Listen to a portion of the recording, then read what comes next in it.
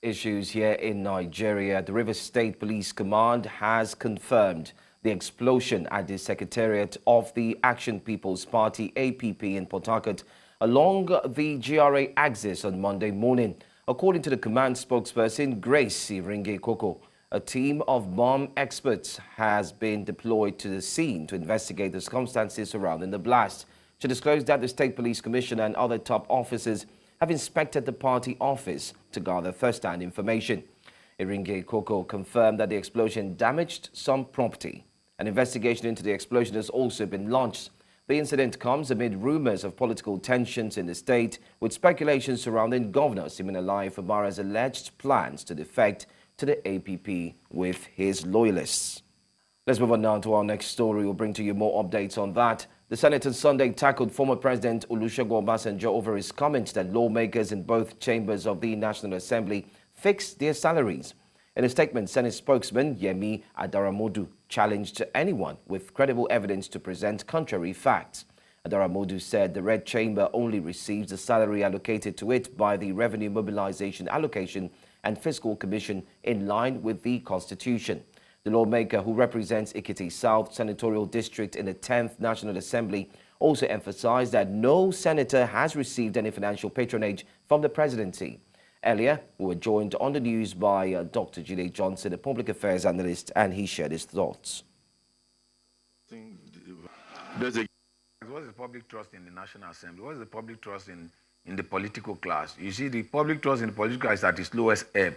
Who has confidence in the National Assembly, which is meant to be the actual representative of the people, representing them? Are they representing our interests, or are they representing their interests? All you just need to do is just to go to town and do an opinion poll. And I can tell you that the National Assembly, in terms of credibility and trust index, will not get up to 35% in terms of the polling you get, because the confidence level of an average Nigerian in the National Assembly is at its lowest ebb, considering the way and manner in which the National Assembly over time has conducted itself. You look at this present National Assembly led by the Senate President, you've seen that he's gotten himself enmeshed in one form of controversy or the other. Let's talk about the Ningi issue concerning Senator Ningi's accusation of budget padding, or we talk about Senator Ndume's, the way Senator Ndume's issue was handled, or you talk about the one that the Senate President actually apologized for calling a senator representing Kogi Central not to think that the Senate is a clubhouse. So invariably the National Assembly has shot itself in the foot in terms of the way they've conducted themselves in the last few years. Let's take a pause on political stories and tell you that the International Youth Day, celebrated annually on August 12, was established by the United Nations to draw attention to issues young people face, as well as celebrate their potential in today's global society. This year's theme is From Clicks to Progress, Youth Digital Pathways for Sustainable Development, which acknowledges and celebrates the power of young people and their contribution to digital innovation. The theme highlights the key connection between digitalization and accelerating the progress of the Sustainable Development Goals, emphasizing the crucial contributions of young people in the transformative process. Well, joining us on the news this afternoon, I do have joining me Dr. Ruknak Khan, UNICEF Deputy Country Representative. Thank you so much for being here, Dr. Khan. Dr. Khan, I believe you're there. Sorry. All right, while we try to establish connectivity with Dr. Khan, Deputy UNICEF Deputy Country Representative, would try as much as possible to take a look at how this has been very impactful, especially to youths across the globe and most importantly in Africa. Hopefully we can get back to that conversation in a bit. But to more political stories this time, Nigeria's opposition People's Democratic Party has accused the former governor of Edo State and member of the All Progressives Congress, Adams Oshiomhole, of deliberating misleading citizens of Edo State over candidateship status of the PDP governorship candidate of the state. The PDP spokesperson says that the lawmaker and the former governor deliberately misrepresented a recent court's judgment in order to deceive citizens of the state. Our correspondent Amadine Uyi reports. It was a short briefing by the spokesperson of the opposition People's Democratic Party.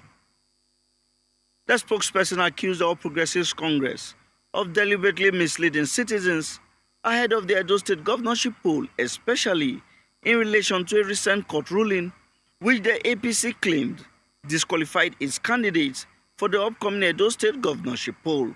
What Comrade Adams Oshomole did is reprehensible and is condemnable. Coming to the national TV to lie. This is the court judgment, the Court of Appeal.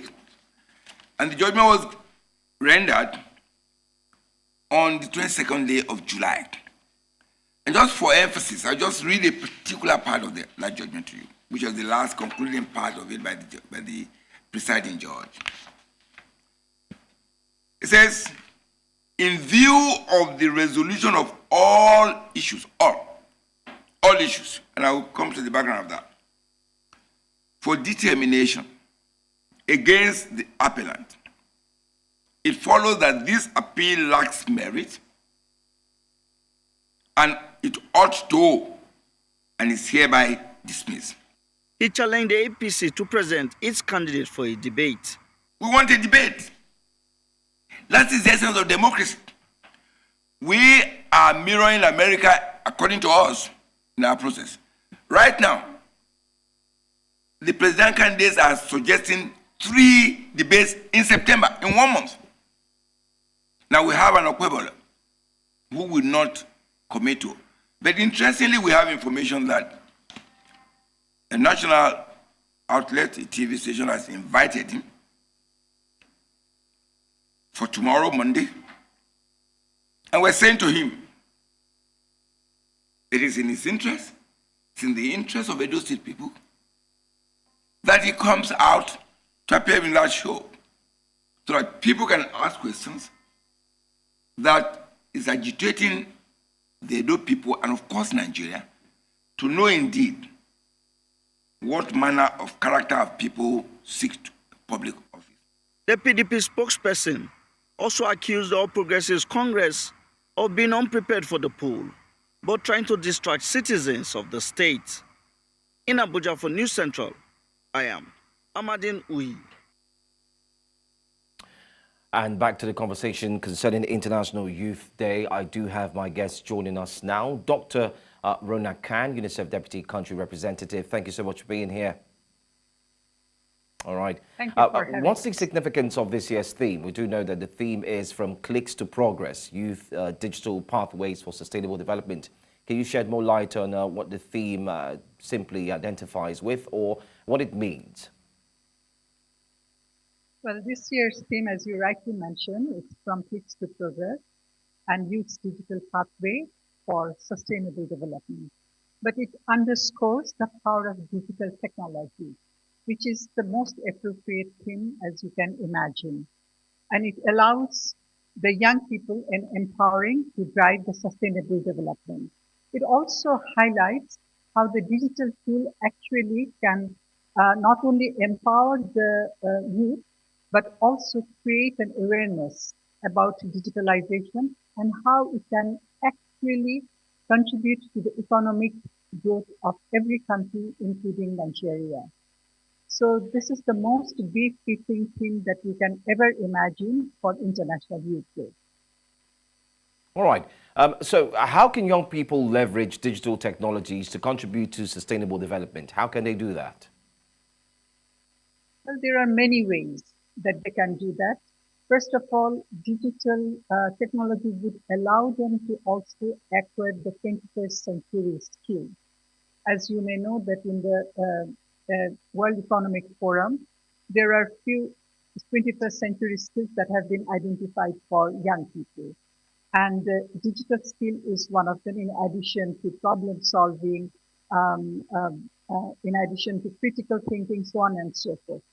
So as I was saying, that the digital technology will allow them not only acquire skills, but also it will allow them to raise awareness about it.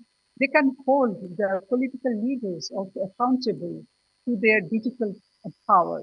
But in order for them to do that, they also need a lot of support, both from the government side as well as the communities around them. All right, can you share with us some success stories of youth using digital platforms to drive positive change in their communities? There are many, many successful stories. Maybe I can cite one or two. I would like to talk about this young girl. Her name is Sarau. She's from Sokoto, and she has used this digital platform to raised awareness about the public health as well as the need for education. So her social movement has not only empowered herself and her community, but it has brought back many children back to school as well as raised awareness about how important it is to have each and every people in the community to have the public health in their vicinity as well.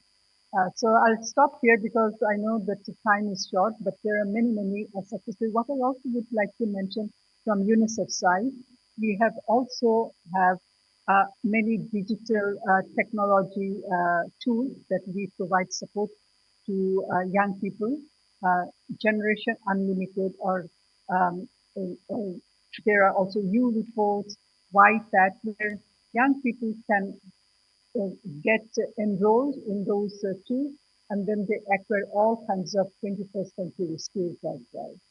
All right. Well done for the work you do as well, and thanks for expatiating and helping us understand what the benefits, many benefits are, especially looking at digital. Thank you so much for being here with us on the news. All right. We'll go for a quick break. When we come back, News Now continues with more stories. Stay with us.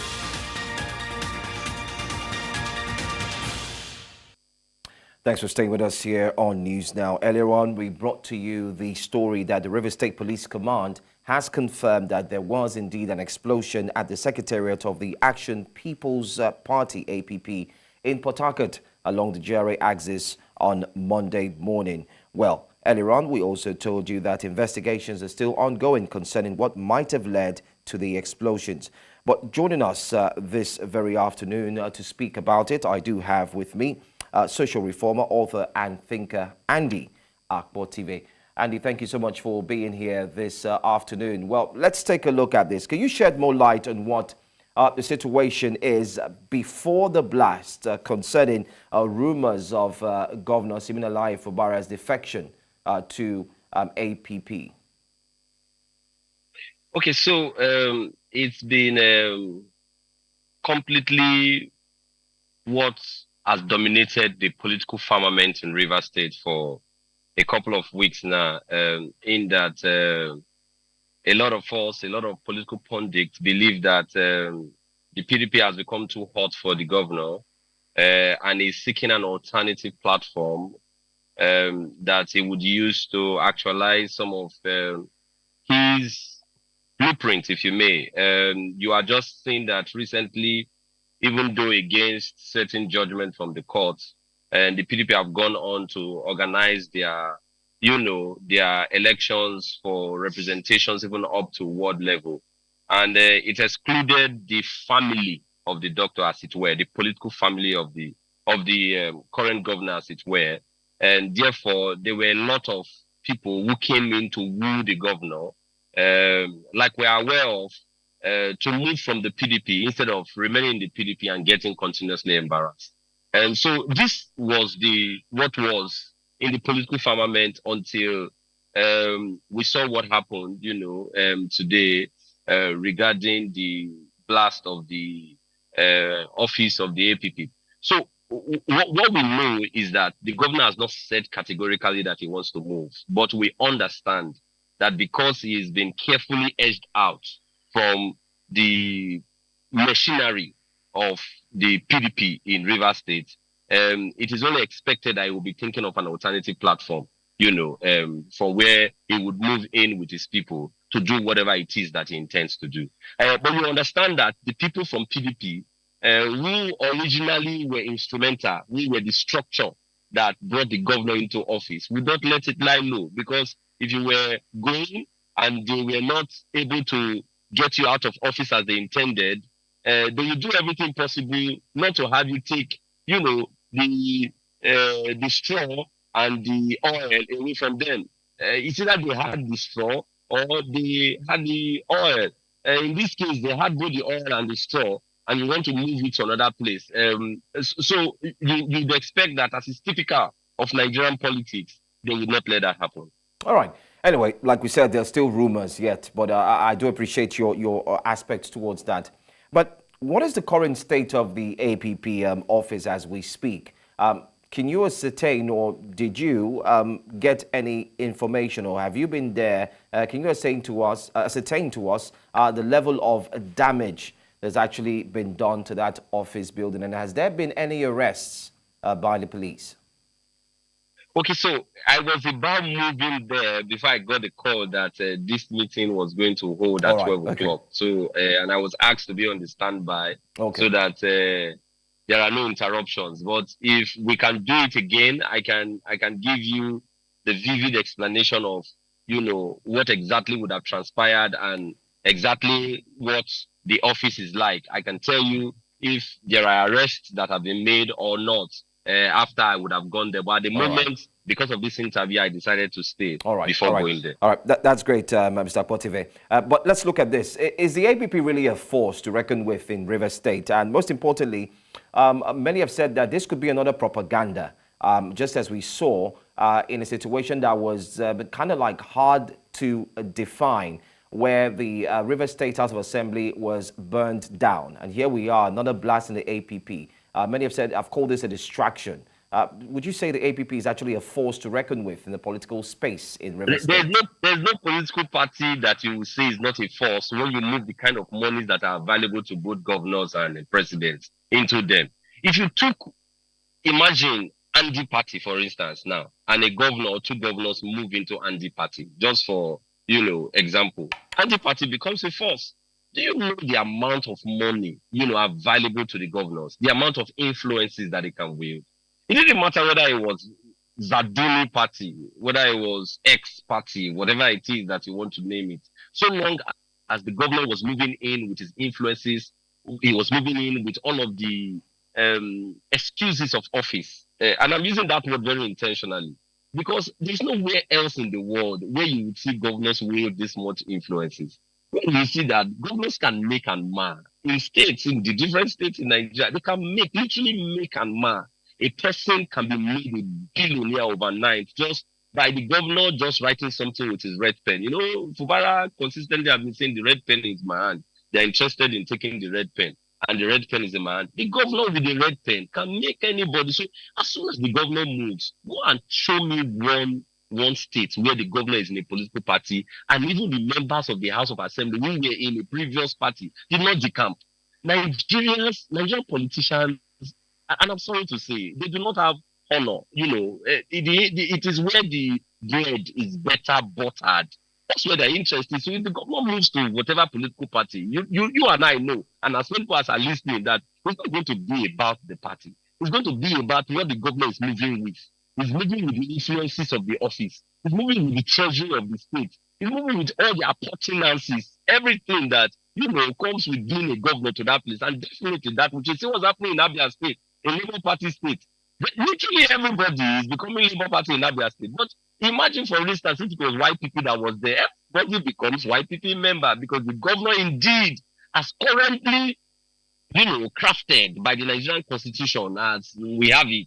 The governor can make and mar. The governor can make anybody billionaire. Nigerian politicians are always looking for where their nest is better, feathered. Well, you said where the bread is well buttered. Let me use your words exactly. But finally, I'd like you to also answer, what's the tension currently like in Rivers State after this explosion? And most importantly, I'm coming. What's the tension like in Rivers State? And now that we have two factions of the Rivers House of Assembly, has anyone released a statement yet? So the narrative of the press is what, annoys me. Are there really two factions? See, I am sufficiently irritated by the Nigerian states, both by the institutions, that should address these issues. Go ahead and wrap up quickly. Why do we keep addressing it as two factions?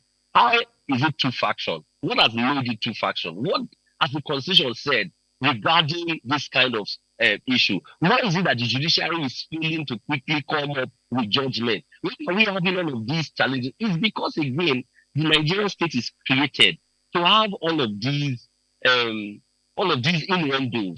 so that they keep. All right. Okay, Mr. Akpotive, I want to thank you so much for joining us. We do appreciate your time. Hopefully, like you said, you are heading down to the site of the bomb blast, the explosion, rather, as we saw footage right there on the screen. And we look forward to get a feedback from you. Hopefully, as well, our reporter will be there on ground to also share what the situation really is. Thanks for joining us at this moment. Let's move on down to our next story. Residents of Aba say they are willing to continue to sit at home until the detained leader of the indigenous people of Biafra, Nnamdi Kanu, is freed. The people who have observed this order since 3 years ago, though counting their losses economically, want the federal government to release their brother to end the sit at home. While small businesses can open on Mondays, the major markets remain shut with no business activities happening at all. Joining me right now is Chinwe Ugele.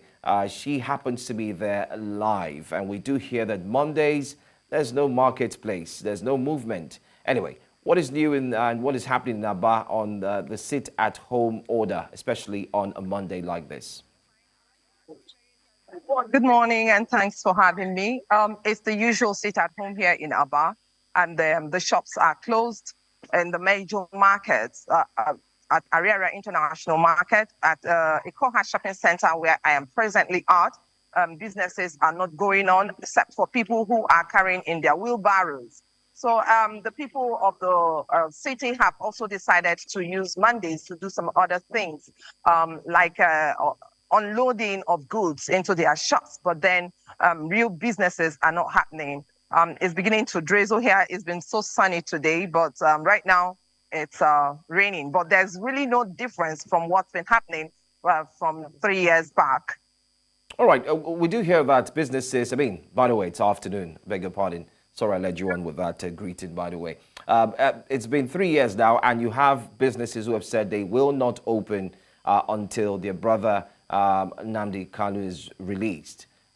Can you confirm if this is done out of their own violation, or they're being actually triggered, or they're being coerced to engage in the sit-at-home protocol or process for the past 3 years? Well, initially, it was an order that was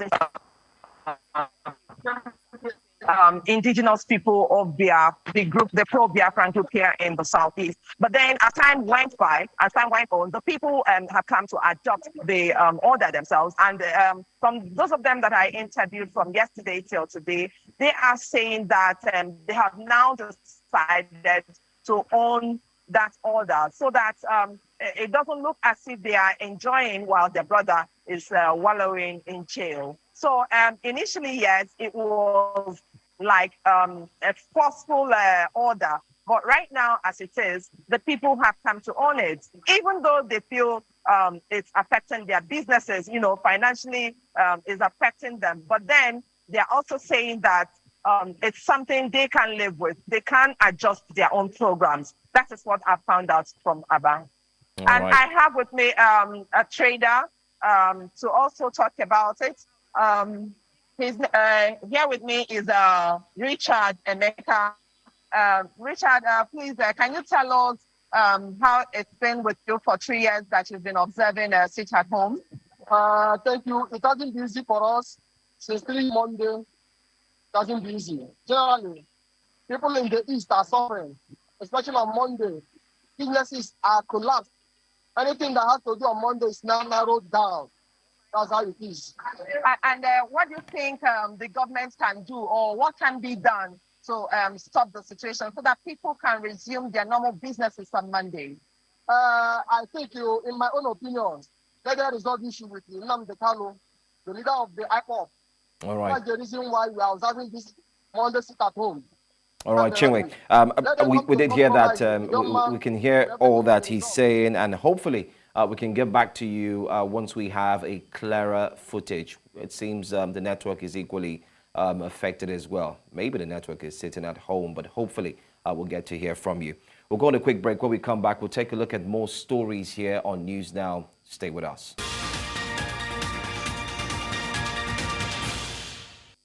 In a significant development aimed at enhancing operational efficiency, the Nigerian Army has inaugurated a new theater training school and upgraded an existing one at the Maimalari Military Cantonment in Maiduguri. Major General YD Shuaibu, Theater Commander Northeast JTF Operation Hadin Kai, says the facilities are expected to play a crucial role in advancing the combat skills of troops. New Central's Umaru Kirawa completes the report.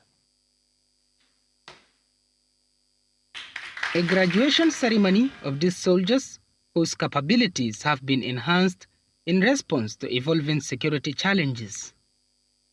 To further bolster the morale of soldiers and future trainees, the Nigerian Army thought it wise to upgrade its training school and establish a new one. The commissioning of this new training school represents a major investment in the future of Northeast Joint Task Force operations, with the sole aim of returning normalcy to the Northeast Theater of Operation. It is a testament that Theater Command is committed to providing our personnel with the best possible training facilities in line with the strategic guidance of the Chief of Army Staff. Let me at this point express my profound appreciation and gratitude to the Chief of Army Staff who made this project possible. The new school will provide enhanced training in counterinsurgency operations, crucial for the ongoing fight against Boko Haram. And why I urge you to maintain the highest standards of professionalism and integrity in everything you do. Let us commit to upholding the values as we strive for excellence and integrity in our training, in our service, and in our lives. The challenges we face in our training are not obstacles, but stepping stones to greater proficiency and preparedness. The renovated facility now features a conducive learning environment and resources designed to better prepare soldiers for the complexities of modern warfare. We did a train the trainers course, whereby some of these troops that were trained this morning will go back to their various units and formations to continue training others, because constantly there's in-theater training in preparing the troops for what they are achieving. So I believe it will impact positively on their output in the field. The establishment of the new facility and the enhancement of the existing training center will not only improve the tactical and strategic skills of Army personnel, but provides a pathway for ending the age-old security concerns in the region. In Maiduguri for News Central, Umaru Kirawa. Rwandan President Paul Kagame has been sworn in for another 5-year term as Rwanda's president after winning a landslide election victory last month. Kagame took an oath at the ceremony attended by several African leaders at a packed Amahoro Stadium in the capital Kigali on Sunday. He pledged to remain loyal to the country, defend its constitution and laws, preserve peace and national sovereignty, and consolidate national unity. Kagame ran under the banner of the ruling Rwandan Patriotic Front, RPF, in the election on July 15 and won with more than 99% of the vote, beating his challengers Frank Habineza of the opposition Democratic Green Party of Rwanda and independent candidate Philippe Mpayimana. Both received less than 1%, 0.53% and 0.32% respectively. In his inaugural speech, Kagame highlighted the role of the country's spirit of unity in his election win. Well, joining us on the news is Lionel Nditabi-Rie, freelance writer and political analyst based in Kigali. He's going to speak on this with me. Thank you so much for being here. What does President Kagame's inauguration for another term signify for the current political landscape, especially for Rwandans? And how does it reflect on the state of democracy in the country? I think, first and foremost, it means stability for the country. And it also means that Rwandans value the current trajectory, that they want to preserve the gains they have made, and that they trust the government to continue on this path of transformation with renewed vigor.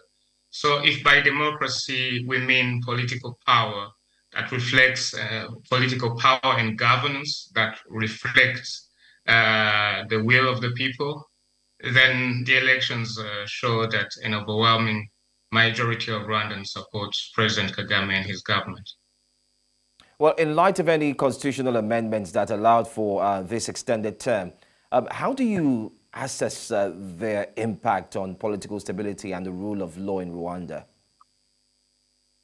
Well, the constitutional changes reflect the results of the referendum that was held before them. And the Rwandan constitution allows for such change. So the law was respected.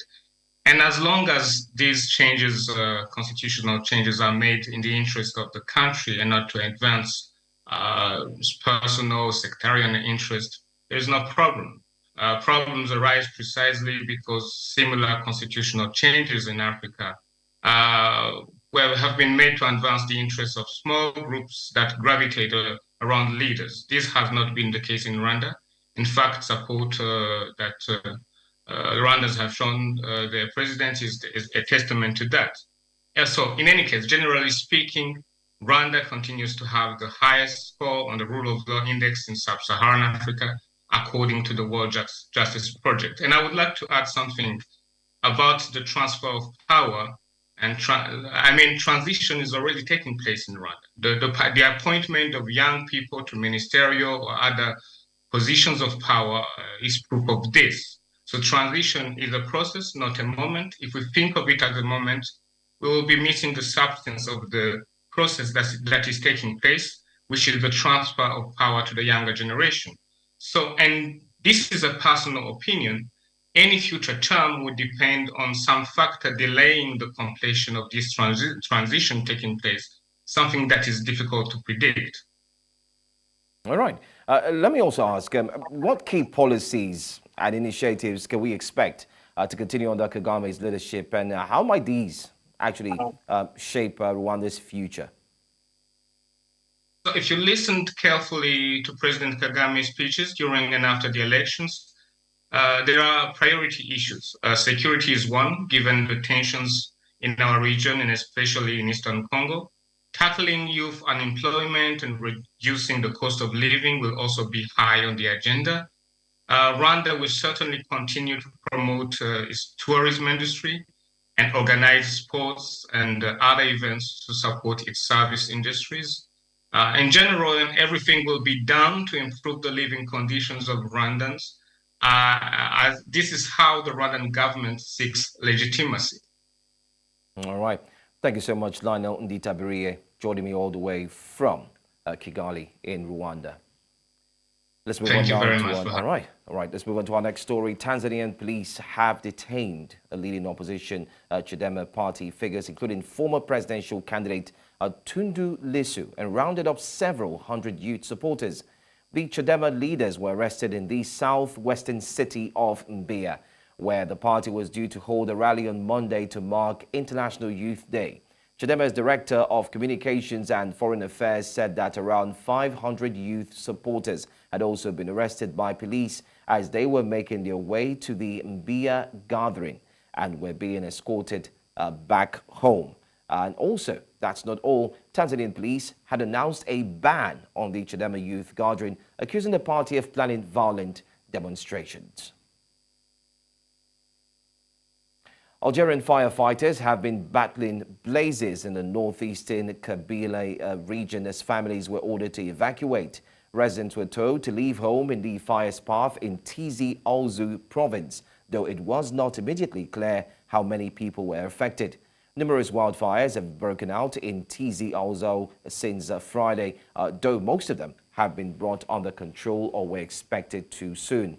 Authorities in Bejaia province near Tizi Ouzou ordered the evacuation of around 20 families from Mezwara village, which is located near a forest where blazes raged on Sunday.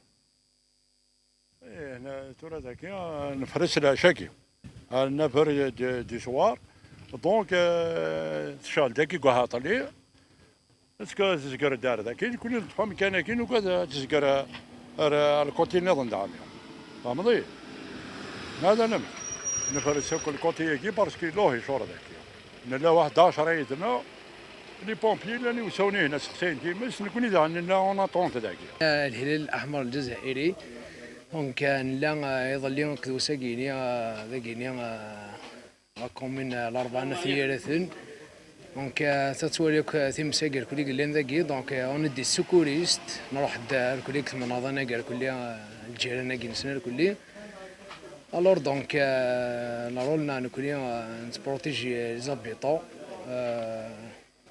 نخدم سيروم صالي اما وذن تولاري اما دونك نترفيني دار كلي في لي برومي سكور فوالا انا نحضر ذاكي سي بور بورتي سكور على لا بوبولاسيون en même temps on va prévenir, c'est-à-dire ça va pas endommager les habitants باش تبانيكي نرا باش يخدم نرا لامبورت. We'll go for a break. When we come back, more stories. Thanks for staying with us. In business, the government of Zambia announced over the weekend that it had temporarily closed its borders with the Democratic Republic of Congo. This action could cause a delay in exports from the continent's largest producer of copper. Zambia's Minister of Commerce, Trade and Industry, Chipoka Mulenga, on Saturday night announced the closure. The move follows protests in Congo that fled after the government of Congo banned certain beverage imports from Zambia, ZNBC reported. Mulenga didn't provide a time frame on how long the government will keep the border closed. Most of Congo's copper travels through Zambia to reach regional ports. So staying with more stories here, Ghana's funding options for 2024 to 2026 are anticipated to be restricted to domestic treasury bills and multilateral and bilateral partners due to a lack of access to the global market. The World Bank projects that until 2027, Ghana's primary sources of funding will be T-bills, multilateral loans, and other bilateral lenders. From 2023 to 2026, the World Bank is expected to disburse about $3 billion, including about $1.5 billion for project loans, $1.15 billion for budget support, and $400 million for other projects.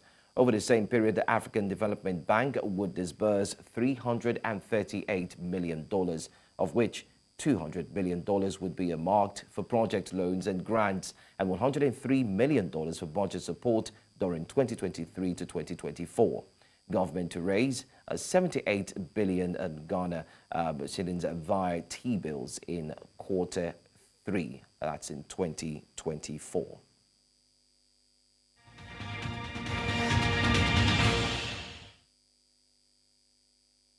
And in sports, Nigeria's men's under-19 cricket team, the Junior Yellow Greens, are now in the Division 1 of the African qualifiers for the 2026 ICC Under-19 World Cup, which will be played in Zimbabwe and Namibia. Nigeria defeated Rwanda by 7 wickets in the third-place match of the Division 2 qualifiers on Sunday in Tanzania. The Rwandans batted first during the encounter, but they were only able to put 45 runs on board for all out in 23.4 overs, as Nigeria's bowling charge was led by Captain Gafar Karim, who bowled 5.4 overs, conceded just 8 runs and got 4 wickets. The win ensured Nigeria took the third spot along with Sierra Leone and host Tanzania ahead of the next phase of the qualifiers. During the tournament in Tanzania, the Junior Yellow Greens set a record with a huge win over Mozambique last Sunday, where they delivered the highest total of the tournament with 362 runs for the loss of 8 wickets in 50 overs. 21-year-old 400 meters national champion Dubem Amene has announced his retirement from athletics, bringing an end to a promising career that saw him represent Nigeria on the world stage. Amene, who was born in America but switched allegiance to Nigeria at 18, has achieved success in his short career, which includes a semi-final appearance in the mixed 4x400 meters relay at the Tokyo 2021 Olympics. He was part of the Nigerian quartet of Ifeanyi Ojeli, Ezekiel Nathaniel, and Chidi Okezie, who qualified for the Paris Olympics 4x400 meters final, having finished second in Heat 2 with a season's best of 2 minutes 59.81 seconds, but was later disqualified. Amene, alongside Nathaniel, Patience, George, and Imabong Nseuko, also finished 6th in the mixed relay at the 2022 World Championships in Oregon, and he is a two-time African Championships finalist.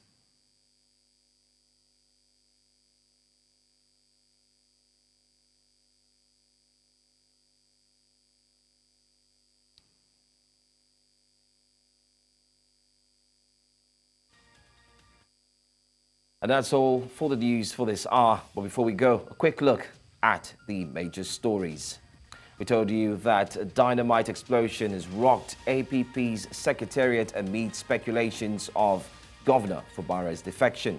Tanzania police arrest opposition figure Tundu Lissu in mass roundup. And finally, families flee country's northeast as wildfire rages in Algeria. You can be part of the news by sending in your eyewitness report to the WhatsApp number there on the screen.